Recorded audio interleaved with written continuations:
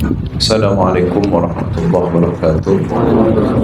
Bismillah, alhamdulillah, wassalatu wassalamu ala rasulillah sayyidina Muhammadillah wa ala alihi wa sahbihi wa mawalah, la hawla wa la quwata illa billah. Wa ala rabbi shrah li sadri wa yassir li amri wahlul 'uqdatam min lisani yafqahu qawli. Amma ba'du.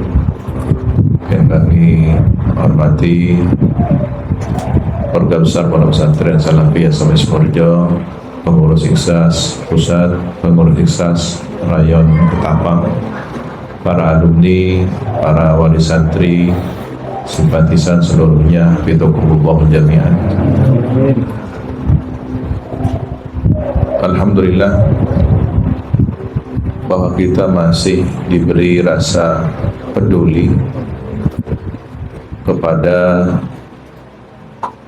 informasi apapun yang berhubungan dengan Pondok Pesantren Salafiyah Safiyah Sukoharjo yang kita cintai.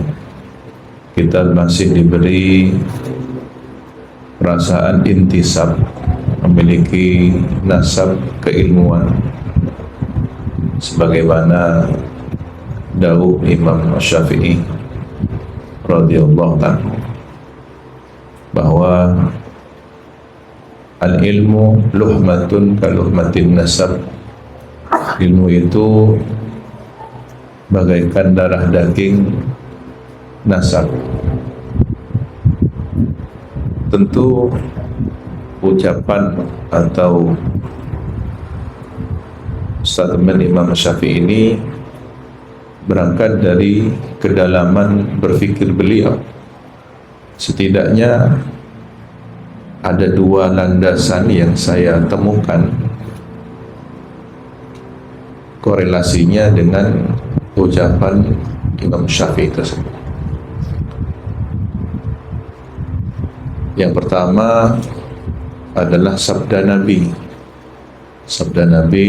Muhammad sallallahu alaihi wasallam, al-wala'u luhmatun kaluhmatin nasab. Al-wala' itu dulu ada hubungan al-mawali, maula, tuan, pemilik budak. Ketika seorang budak dimerdekakan, dalam hukum Islam tidak serta-merta terputus hubungannya, bahkan memiliki hubungan erat bagaikan nasab. Ketika seorang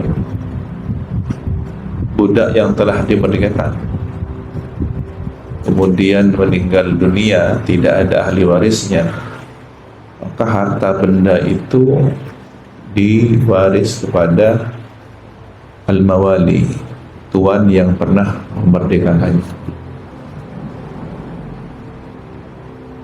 Ini menunjukkan bahwa ada keterikatan hubungan hukum secara fikih yang oleh Nabi disebutkan kaluhmatin nasab, bagaikan hubungan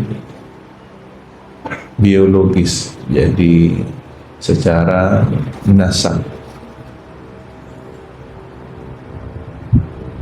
Kemudian yang kedua, dawuh Sayyidina Ali karramallahu wajhah yang beliau menyatakan, ana abduman allamani walau harfan wahidan. Aku ini adalah menganggap, menilai atau menyatakan diriku budaknya orang yang telah mengajariku meskipun satu huruf. Oleh para ulama digarisbawahi bahwa ana abdu man di sini allamani walau harfan wahidan ay fid din laisa fi kullil ilm. Tidak semua ilmu yang kemudian pantas kita menyatakan budak seseorang. Kalau hanya guru les privat matematika lalu kita mengatakan saya adalah budaknya si Pak Guru matematika, rasa-rasanya ya ada penempatan yang berlebihan. Tapi ketika walau harfan wahidan, di sini satu alif, tapi alif yang menunjuk pada la ilaha illallah, ini adalah guru yang pantas untuk kita menghambakan diri kepada beliau. Bukan guru yang minta muridnya untuk menjadi budaknya, tapi penganggapan si murid kepada gurunya sebagai tuannya. Jangan dibalik. Jangan seperti oknum senior waktu pondok, kamu junior saya, apalagi jadi ketua kamar, lalu menyuruh-nyuruh santri baru untuk melakukan ini beli itu dan semacamnya. Atau sebagai ustadz yang berdalih ta'limul muta'allim, tetapi mempergunakan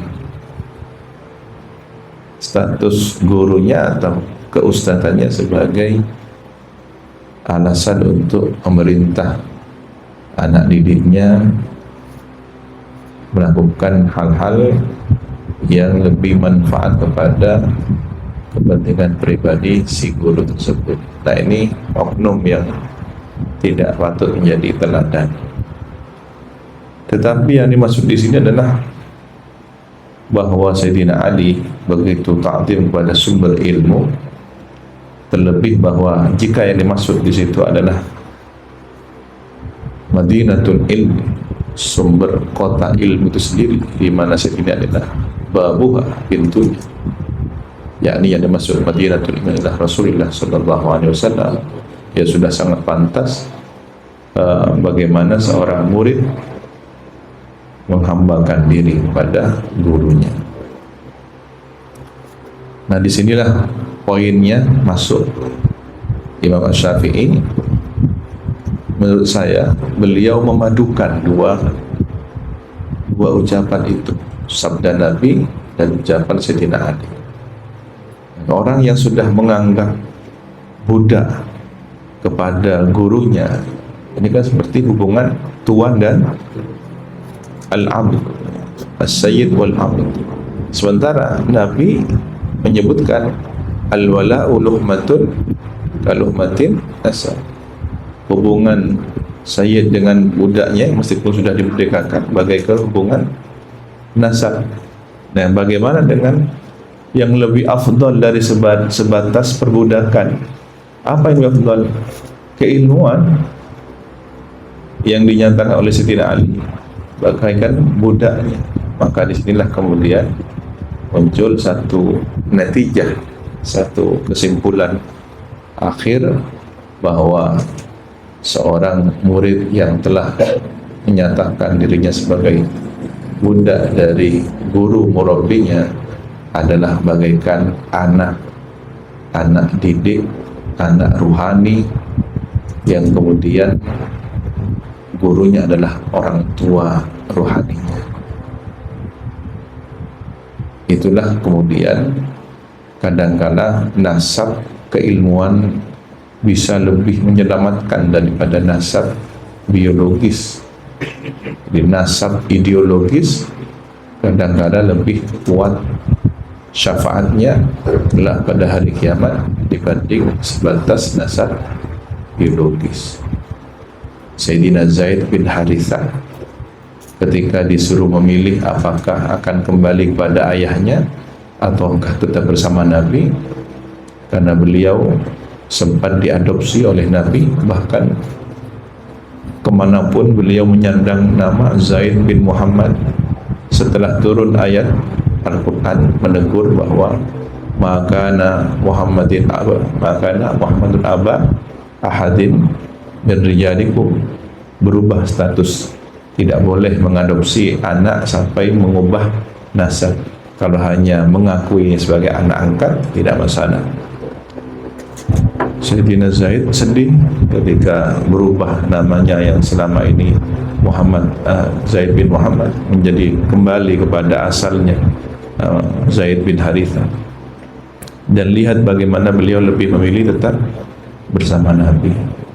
Tentu dengan tidak huququl walidain, tidak bermaksud untuk mendurhakai ayah kandungnya sendiri.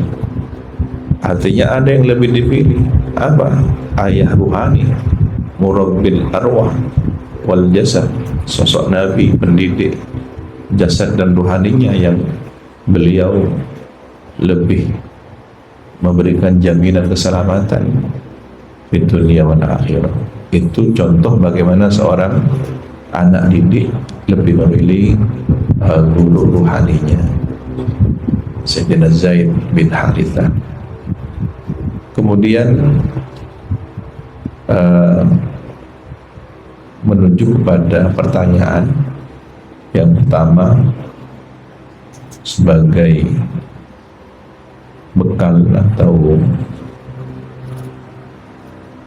sharing pendapat bagi para alumni yang mungkin sudah menjadi pemimpin di masyarakat, baik pemimpin rumah tangga maupun masyarakat komunitas yang ada. Yang pertama, santri Sukoharjo punya sangu, punya bekal. Dawuh Kiai Samsul Arifin, santri-santri kuno kalau pamitan pulang, menurut informasi dari beberapa riwayat yang kami peroleh, baik dari keluarga maupun dari santri-santri alumni sepuh, Kiai Samsul Remon pada santri apa minta ada murok ya jom, murok itu pamit mau boyo mau bermasyarakat murok jom, murok abad nah, murok keluarga nah, murok masyarakat.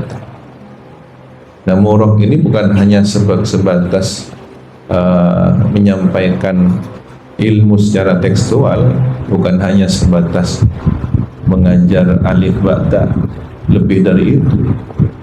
Murok tengka, murok betak, murok akhlak.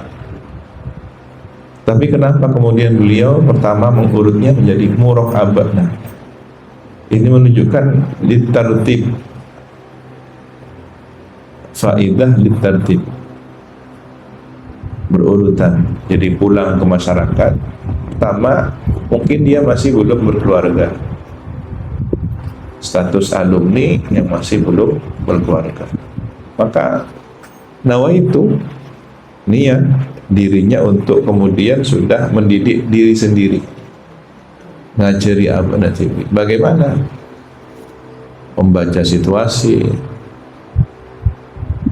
Bukankah salah satu sekian makna dari Iqra, Iqra, Iqra, Iqra, Bismi Rabbikal Ladzi Khalaq?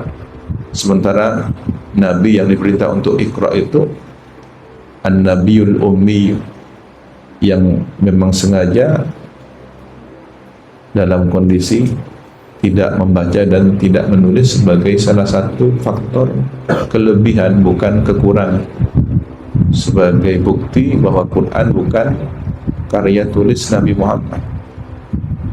Terbantahkan tuduhan-tuduhan orang bahwa Quran bukan sebagai tuduhan bahwa Quran adalah karya tulis Nabi Muhammad.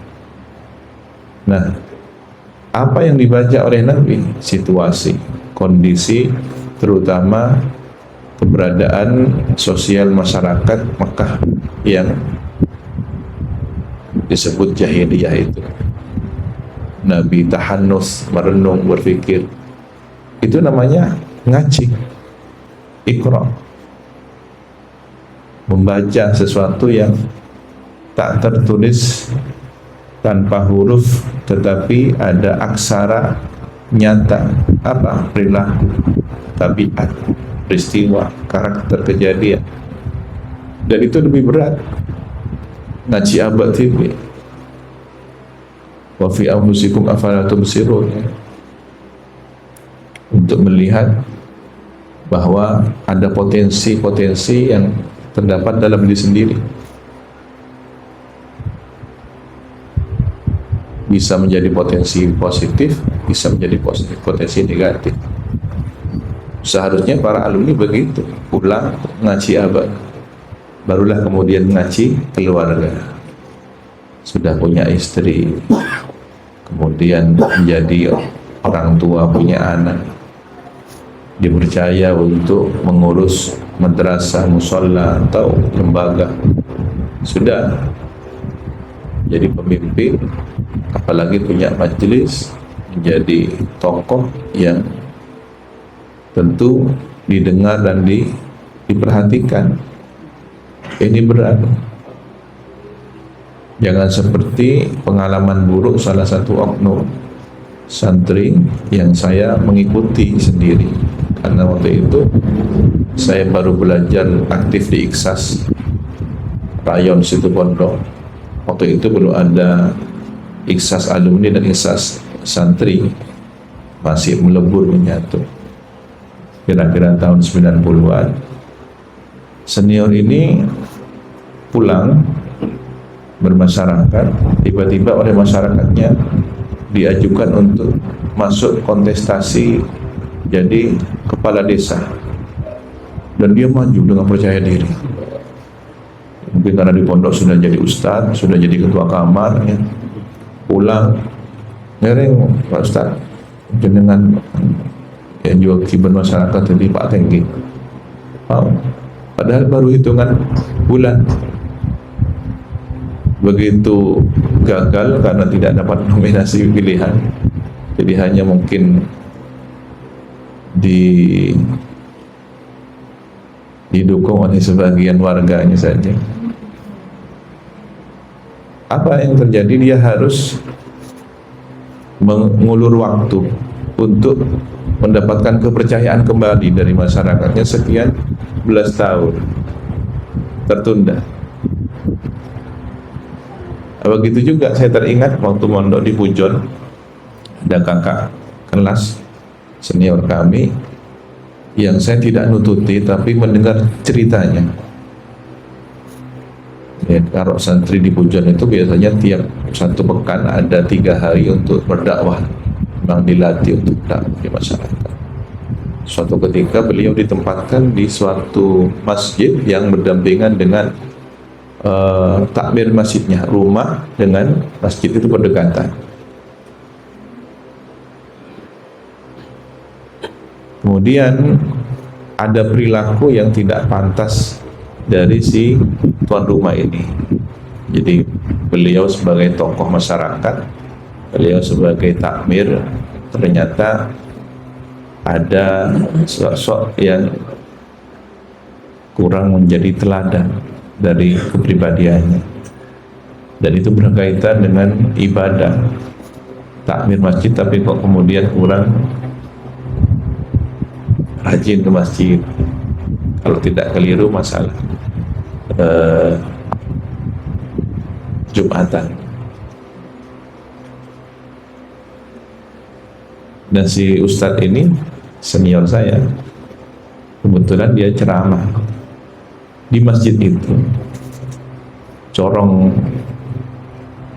soundnya itu ya pasti kan kalau sedang ada ceramah di volumenya dinyalakan, kedengaran mana-mana ceramah, nyindir-nyindir, walaupun mungkin tidak menyebut nama pengurus takmir tapi tidak sholat Jumat dan lain. Setelah itu ada surat, terima kasih Ustaz, untuk selanjutnya panjenengan tidak perlu ngajar lagi di tempat ini.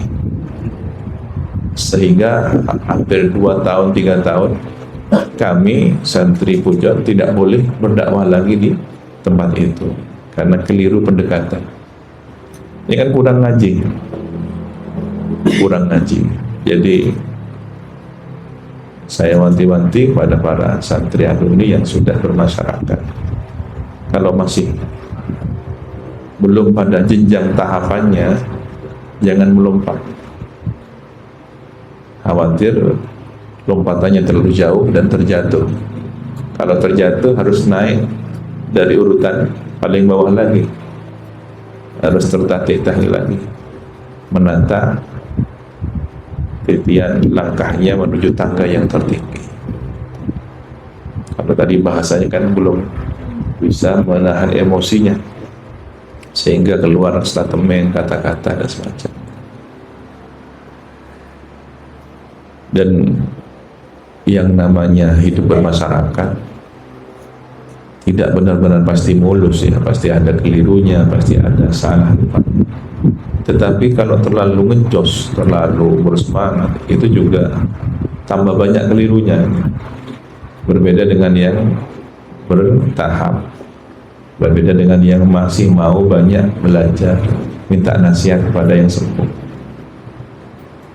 Memang ideal kadang-kadang urusan imam sholat itu terlalu ideal kadang-kadang, merasa bacaannya lebih fasih dari imam yang sudah ada, lalu langsung mau diganti. Nah ini kalau kemudian menggantinya tidak dengan cara yang bil ma'ruf ya, bil hikmah wal mau'idhah hasanah ya, langsung pakai wajadilhum billati hasanah. Ini kan ada dua lompatan yang dilewati, langsung debat dan menegur dengan cara yang tidak sopan. Kebaikan, kebenaran ketika disampaikan dengan cara yang keliru, tidak beradab, itu pasti ada hukum alamnya, pasti ada hukum alam. Nabi, baginda Nabi saja oleh Allah Subhanahu wa taala ditetapkan pada wilayah hukum alam itu. Abasa wa tawalla an ja'ahu la'ma, itu kan teguran Sang Maha Kekasih kepada kekasihnya, yang kita tidak boleh masuk wilayah itu. Nabi disebut melengos. Ya yang pantas dawuh begitu ya Allah Subhanahu wa taala, bukan kita.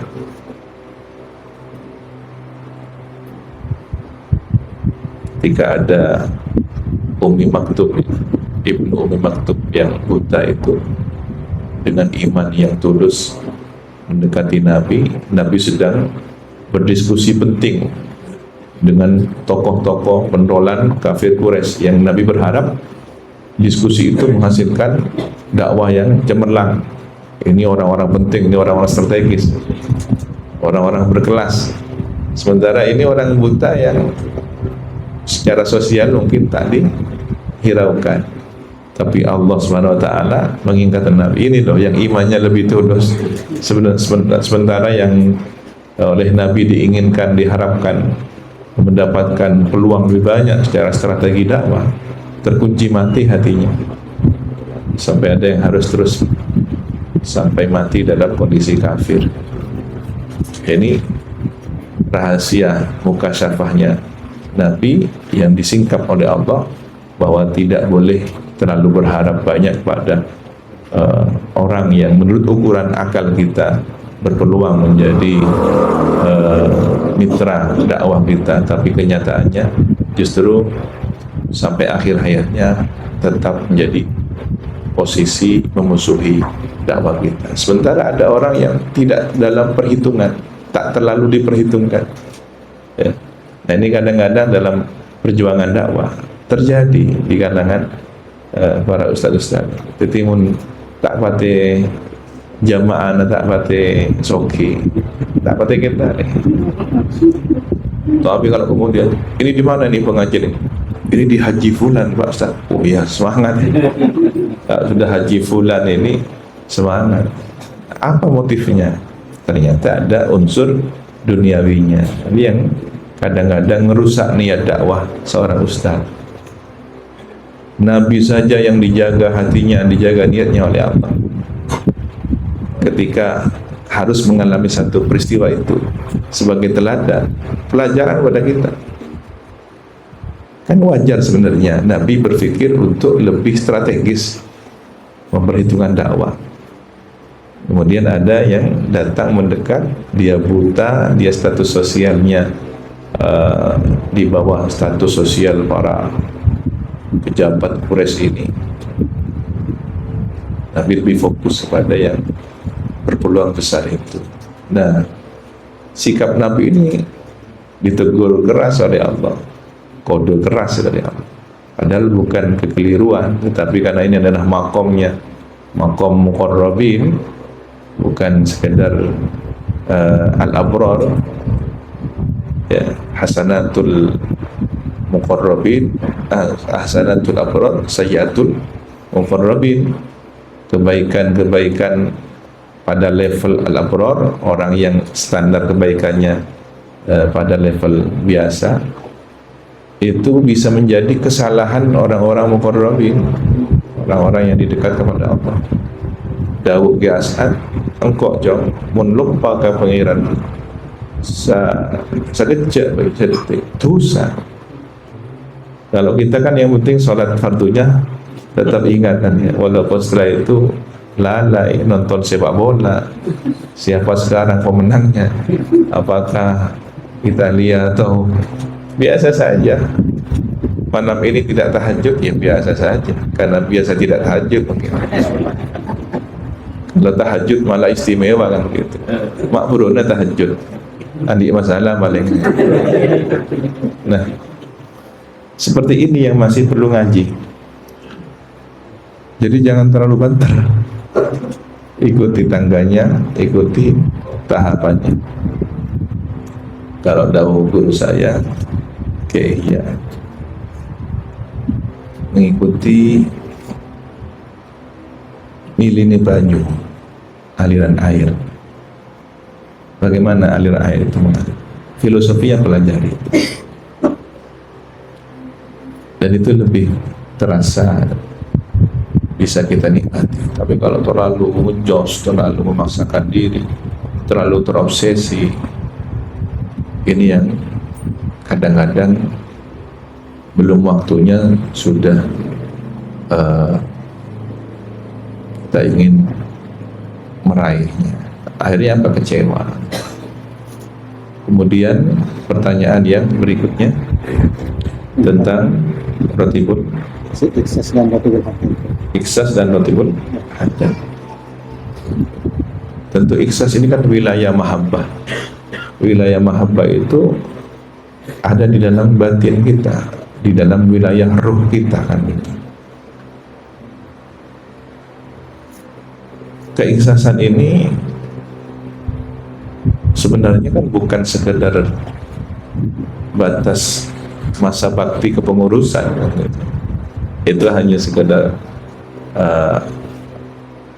struktural organisasi kan itu.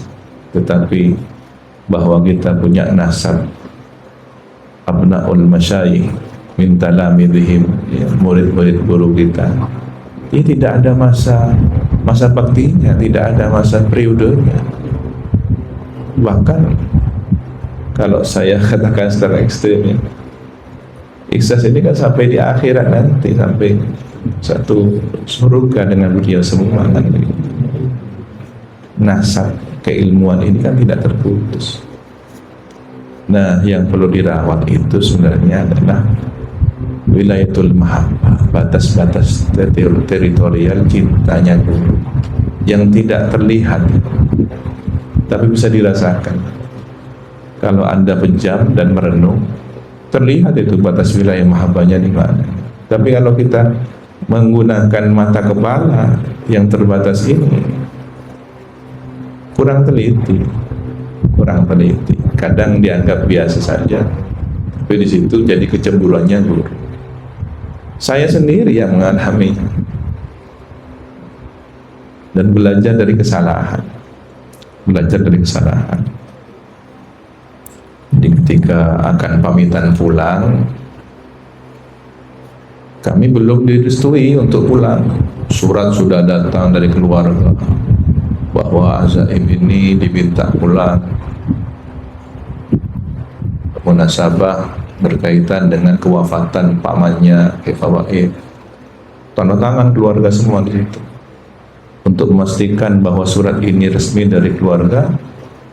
Abu Yazid Ahmad Al-Maliki sampai menghubungi si penulis ini benar tulisan kamu wahai Abdul Muiz, benar ini tulisan kamu wahai waktu itu termasuk adiknya Kiai Abdul Muiz yang menulis itu. Ada tanda tangannya Kiai Muiz, ada tanda tangannya Kiai ini. Dipastikan satu persatu benar. Ya. Dan belum memberikan jawaban sampai beliau harus mendapatkan kelegaan hati. Jadi pamitan itu nunggu ridhonya guru. Saya balas telepon itu ketika ada kesempatan Mbak Uswatun Hasanah menyampaikan aspirasi keluarga begini-begini. Saya sampaikan Mbak Us, saya sudah 8 tahun 9 bulan bertahan di sini menunggu ridhonya guru. Ini tinggal beberapa hari, tunggu klik daun selesai pulang. Mohon jangan dirusak oleh masa penantian detik-detik terakhir ini. Yang sudah 9 tahun itu, yang sudah 8 tahun sekian bulan itu. Ya tentu kondisi di Pesantren Sukoharjo seperti apa, bagaimana, mungkin sebagian alumni banyak yang mengikuti masa-masa peralihan itu. Tapi ya harus bersabar sampai kemudian diridhoi. Dan beliau kemudian dengan mata memerah, mungkin karena ada terbawa rasa emosi, kecemburuan dan semacamnya. Beliau sebutkan,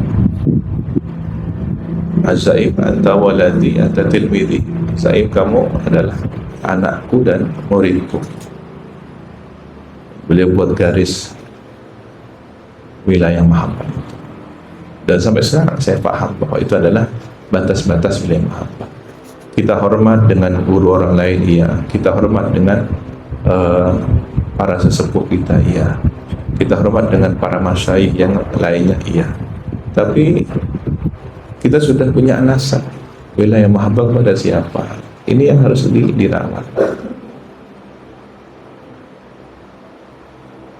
Kemudian peristiwa yang kedua, beberapa waktu yang lalu, mungkin tidak sampai 2 tahun yang lalu, ada tamu, dan kami biasa menghormat para masyayikh dari Yaman, dari Maroko, dari Mesir, tamu-tamu kehormatan menurut cara penghormatan layaknya orang-orang Arab. Kita cium keningnya, kita cium imamahnya, kita cium tangannya kalau itu ahlul ilmi. Tapi kenapa kali itu ada seorang syekh dari Mesir yang minta waktu lebih dari syekh yang lainnya? Padahal sebenarnya beberapa syekh yang lain juga ada yang sampai mengajar di Sukoharjo, sampai anaknya dimondokkan di Sukoharjo. Ya, tidak ada teguran dari Abu Yazid Ahmad. Ini baru 1 malam saja, sehari. Pagi harinya beliau minta kemudian untuk sholat subuh berjamaah dan wirid menurut thariqah yang beliau ajarkan sampai terbit matahari, sampai syuruk. Saya memang sudah ada firasat, ada feeling ini ada apa ya, kok tumben satu orang syahid seperti sedang memperkenalkan thariqahnya. Jam 9 pagi setelah saya istirahat karena kecapean, saya baca WA itu karena diingatkan oleh istri, ini ada WA dari Abu Yazid Ahmad. Wah, antara bahagia dan harap-harap cemas, ini apa ini? Ternyata bahasa cemburu. Jangan lupa kepada asalnya. Kalau ranting jangan lupa kepada pokok pohonnya. Kalau cabang jangan lupa kepada sumber asalnya. Jangan menoleh dari gurumu. Oh, ini saya paham ini kejadian yang tadi pagi. Ini ada seorang syekh itu yang mengajarkan thariqah. Langsung spontanitas saya jawab, ranting tidak lupa kepada asal pokoknya, cabang tidak lupa pada asal muasalnya, dan murid tidak menoleh dari gurunya. Tetapi kami menghormat guru orang lain ini karena ingin menunjukkan inilah cara guru kami mengajari kami dididik. Apa jawaban Abu Yazid? La syakka, tidak diragukan lagi. Ya harus minta maaf kita dan harus mengakui kalau kita membuat cemburu beliau. Tapi pahami bahwa cemburunya guru itu cintanya beliau kepada kita. Kita disayang, tidak boleh keluar dari wilayah mahabbah itu. Nah ini yang kadang-kadang alumni tidak paham-paham gitu. Ditegur begini tidak paham-paham. Ikhlas itu ada wilayah mahabbahnya. Kalian menghormat para masyayikh, kiai, silahkan. ikut kepanitiaan menyambut kiai yang lain datang, silakan. Tapi untuk organisasi ikhlas ini ada aturannya. Masang flyer saja ada aturannya, pantas tidak pantas, cemburu atau tidak cemburu guru kalian ada aturannya kan gitu. Ya sudah, tidak usah diulangi lagi gitu. Apa yang sudah terjadi jadikan pelajaran berharga bahwa itu adalah bahasa cinta. Bagaimana ini untuk menjadi perhatian selanjutnya. Yang paling hebat itu bagaimana seorang santri tampak baik, menghormat pada santri, tapi cintanya pada guru tak pernah bisa terbeli. Ini yang istimewa. Bukan kesana kemari cari muka, ya. Kesana kemari kemudian merasa muridnya si fulan, menyebut segeran. Tidak punya prinsipnya seperti itu. Kita saja dalam rumah tangga, dalam keluarga, silsilah nasab keluarga. Misalkan saya sendiri punya abah dan umi. Sebagai anak dari kedua orang tua, kan ada wilayah mahabbahnya itu. Tapi bukan berarti saya tidak boleh menghormat saudara-saudaranya abah dan saudara-saudaranya paman-paman, bibi-bibi dari ayah dan ibu. Tetapi makom beliau, meskipun kedudukannya adalah makomul ubuwah, bahkan dalam waris kan gitu ya, dalam wali nikah bahkan ya, tetapi tidak bisa menggantikan mahabbahnya abah dan umi gitu. Hormat iya, tapi ada garis wilayah mahabbah yang harus diirah. Begitulah sebagai anak murid dari seorang ayah ruhani guru, antum harus bisa membaca garis teritorial wilayah mahabbah itu dengan cerdas, dengan sebaik-baiknya. Jadi itu yang mungkin untuk masalah ikhlas. Kemudian yang Ratibul Haddad sebagaimana wirid yang lainnya, rezeki dari Allah bagaikan makanan. Ya ada orang suka dengan ini, suka dengan itu. Terus terang, saya ini baru mencicipi rasa nikmatnya Ratibul Haddad setelah pulang dari Mekah. Dulu ya hanya baca begitu saja. Di Sukoharjo ya hanya dengar saja. Setiap asar di musala terdengar Ratibul Haddad. Tapi secara berurutan, paham dan memahami enggak. Paling hanya menjadi kenangan kalau ada Ratibul Haddad, enggak ke suara cek. Enggak waktu amainan buat baca kaca. Ingat kalau pulang sore dari sekolah. Itu tapi mencicipi makna ya alim sirri tidak paham. Tidak paham sampai di Mekah dibaca ba'da maghrib di Rusaifah. Kita belajar mencicipi. Oh, itu berat seperti lidah yang diajari makanan yang tidak akrab di lidah. Lidah orang Indonesia tidak akrab dengan makanan Eropa misalkan. Lalu dicicipi itu. Seperti itu rasa batin. Baru setelah pulang ternyata kayak As'ad punya wasiat ya. Ini pasti bukan sesuatu yang sederhana. Ada banyak rotib, ada Rotibul Attas, ya ada Hizbun Nawawi, ada Wirdul Latif. Tapi kenapa yang dipilih oleh beliau adalah Ratibul Haddad? Ternyata ada sambungan sanadnya dari Syekhona Muhammad Khalil bin Abdul Latif Bangkalan. Itulah mengapa ada ciri khasnya tambahan setelah ya Allah biha ya Allah biha ya Allah biha ada Allahumma salli ala Muhammad ya Rabbi salli alaihi wa sallim ilahi tammimin na'ma alaihi salatu wa taslimu wa azka tahiyat. Itu semua ternyata setelah kami baca historisnya di Bangkalan itu kegiatan-kegiatan seperti sarwaan, ada kendurian, walimah-walimah, ada apa itu belajar. Asyraful Anam, sebagaimana di Sukoharjo baca berjanji, di Paiton dan baca tiba ya tiba ini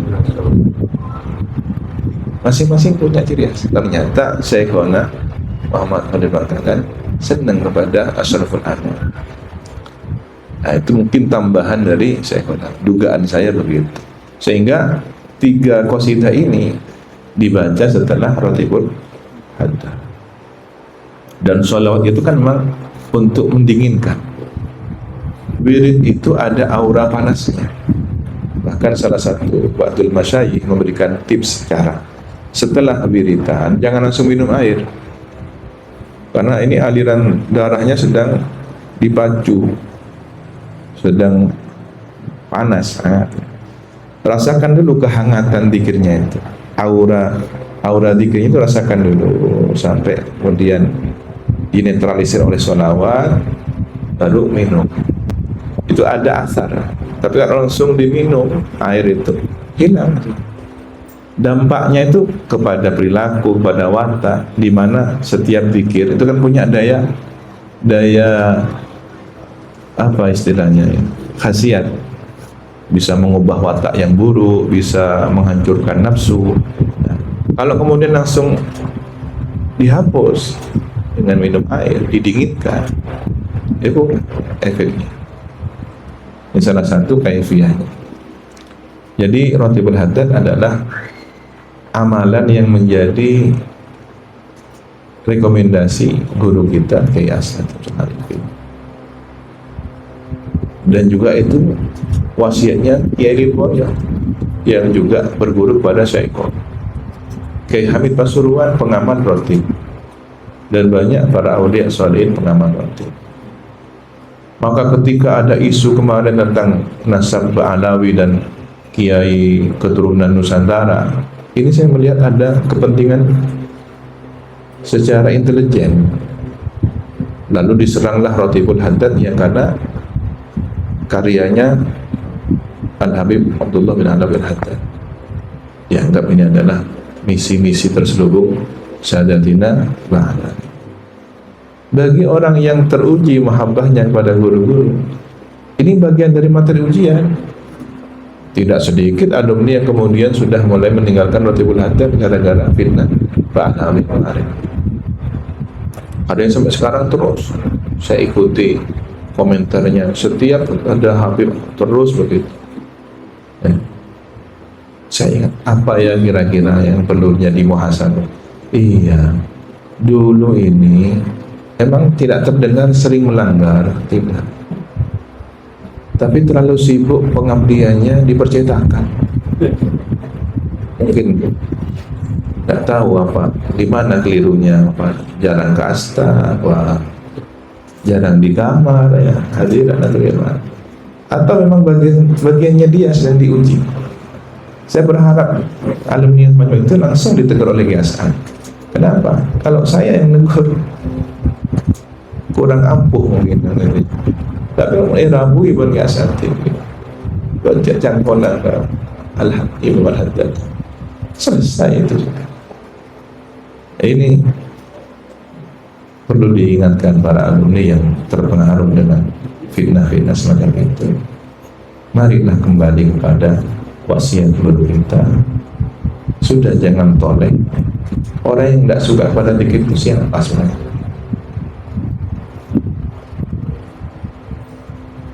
Ya sudah kan itu. Orang yang kalau di ruqyah dibacain wiridan kemudian kejang-kejang itu yang bagaimana kan? Jangan-jangan dia kesurupan kan gitu. Kesampet. Lambai pondok pernah ini bindung ini. Jarang ada di masjid di musola. Kamu santri Sukoharjo? Iya. Bukan santri Sanafiyah sampai Sukoharjo. Bukan. Karena lebih pernah di pemandiannya daripada di kamarnya. Ya. Tetapi bagi yang sudah terlanjur menjadi santri Sukoharjo karena jarang ada di kamar, punya kesempatan untuk menjadi santri Salafiyah Sukoharjo. Ayo kembali berkhidmat. wadahnya sudah ada, ikhlas ini. Saya melihat beberapa santri alumni itu jumbo aktif dengan Islam, aktif dengan Ratibul Hadir. Kenapa? Jujur dia mengatakan, nebus dosa gitu. Saya main bal-balan di hutan, saya pulang kena cukur keamanan. Ini saatnya saya untuk nebus kesalahan. Jadi ada wadahnya, ada kesempatannya. Bahkan saya pernah baca hadis ketika kajian kitab Adabul Islam fi Bina'il Usul. Kita baca bersama-sama kan. Adab Islam, etika Islam tentang rumah tangga. Di situ Abu Yasin Muhammad Maliki menjelaskan, menukil satu riwayat hadis, anak yang ketika semasa hidup ayah ibunya tak sempat berbakti, masih ada ayah ibunya, mungkin uququl walidain, sering nyakiti ayahnya ibunya, setelah wafat baru nyesal. Apakah ada kesempatan untuk menyusuli kesempatan berbakti itu? Naam, katanya Nabi, sabda Nabi, iya ada. Istighfar lahum, mendoakan istighfar untuk kedua orang tua. Sedekah lahum, bersedekah untuk kedua orang tua. Wa du'a lahum, mendoakan. Istighfar, bersedekah, doakan yang baik untuk orang tua. Nah, kalau kita sebagai abnaul masyayikh, anaknya guru, waktu di pondok, waktu masih ada guru-guru kita, mungkin kita nakal, kita sering melanggar. Setelah wafat beliau, kita baru menyesal. Apakah ada kesempatan? Ada kesempatan. Ayo perbaiki. Jadilah orang yang bermanfaat di masyarakat, harumkan nama masyayikh, harumkan nama pesantren. Pasti, saya yakin sebelum minta maaf sudah dimaafkan oleh para almarhumin. Karena beliau orang yang diberikan wawasan hati, rahmatnya luas. Beliau bukan orang sembarangan, beliau yang punya pangkat di sisi Allah Subhanahu wa taala. Sebagai ikhtitam, ya, marilah kita hadiahkan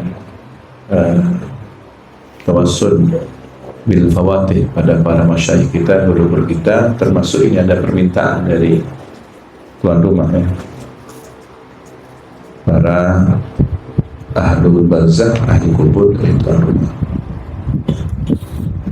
Ila hadratin Nabi Mustafa Muhammad sallallahu alaihi wasallam wa alihi wa sahbihi wa dzurriyyatihi wa ahlihi wal mursalin bi anna mu'minin darajati fil jannah wa yanfa'una bi asrarihim wa ahwalihim wa ahdihim wa barakatihim fid din wa dunya wal akhirah tarfa'ana allati wa yasruna fi suratihim bi khairin mulatin wa afiyatin bisril Fatihah.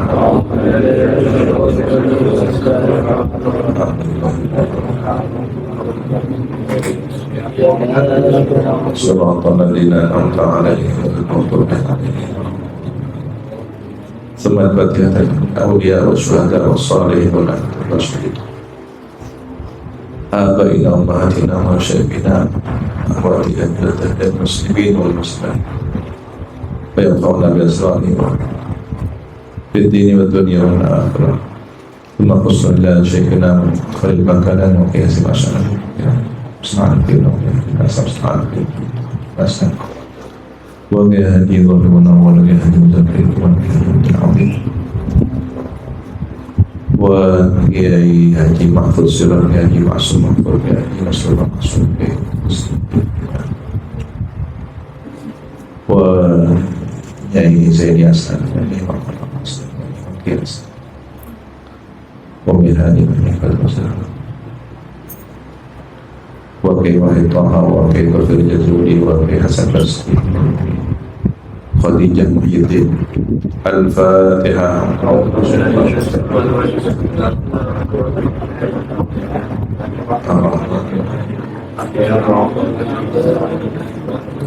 Ihdinas siratal mustaqim. Thumma al-Fatihah. Saliman bin Qawliya, Muhammad bin Baksa, Qawliya bin Abdullah, Yusuf bin Qawliya, Asjab bin Qawliya, Sa'id bin Qawliya, Ahmad bin Abdul Rahman bin Islam, Abdul Malik bin Margiarto, Fitri Yulianti bin Margiarto, Muhammad Saleh bin Margiarto, Nur binti Margiarto, Muhammad bin Margiarto, Sahrawi bin Al-Mati, Martohir bin Al-Mati, Berfurti bin Al-Mati, Marasam bin Sarnati, Harri bin Hariman, Mu'idin bin Hariman, Hariyah bin Tihar, Marmona bin Tihar, Senati bin Tihar, Harimah bin Tihar, Mutalib bin Abdullah, Alimah bin Mutalib, Haridah bin Tihar, Arlimah bin Tihar, Muhammad bin Masih, Qutiyah bin Asminah, Didin bin Yusuf, Jokro bin Yusuf, Hayat Salim bin Liman, Abdul Wahid bin Sa'ad, Jasul, آبائنا وأمة هذه البلدة من المسلمين يغفر لهم ويرحمهم ويعيد علينا من أسرارهم وأنوارهم وعلومهم وبركاتهم في الدين والدنيا والآخرة بسر الفاتحة. أعوذ بالله من الشيطان الرجيم. الرحمن الرحيم مالك يوم الدين